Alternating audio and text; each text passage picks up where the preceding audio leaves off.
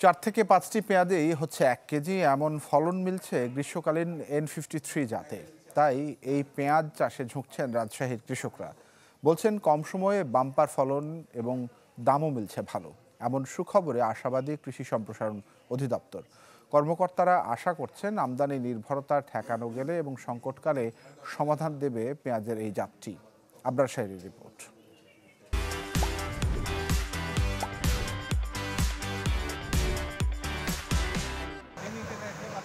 কৃষি বিভাগের সহায়তায় 4 মৌসুম ধরে গ্রীষ্মকালীন N53 জাতের পেঁয়াজ চাষ করছেন রাজশাহীর পুঠিয়ার চাষিরা।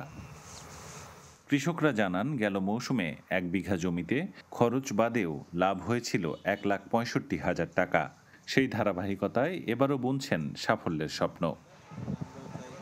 ভারতের নাসিক থেকে আনা N53 জাতের পেঁয়াজ চাষে ঝুঁকছেন উপজেলার হাজারো কৃষক। বলছেন, এই পেঁয়াজে কম সময়ে ফলন মেলে এবং বাজার দরও ভালো। ফলন ভালো, মোটামুটি ভালো। আপনার 100 মণ তো হবেই বিঘাতে। দেশি পেঁয়াজটা ওই টাইমে থাকে না, এই টাইমে ওই জন্যই এই পেঁয়াজটা আগ্রহ বেশি হবে। 100 থেকে 120 মণ ফলন পাই আমরা, আর মুড়ি কাটা পেঁয়াজ 40-50 মণ। সেই হিসাবে আমরা বাজার মোটামুটি ভালো পাই।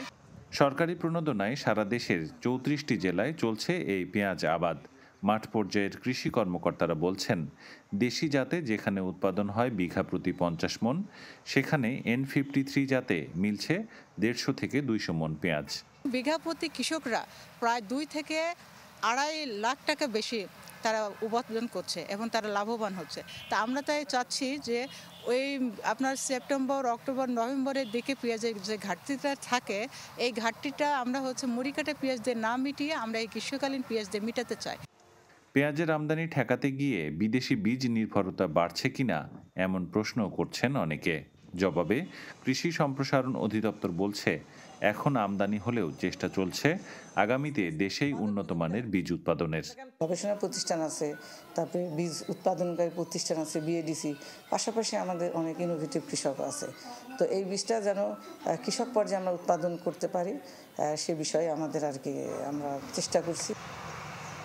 নাসিক N53 এই পেঁয়াজটি 4টি থেকে 5টির ওজনই 1 কেজি।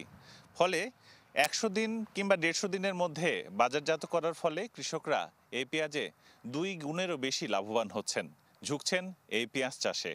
আবরার শাহীর, চ্যানেল 24, রাজশাহী।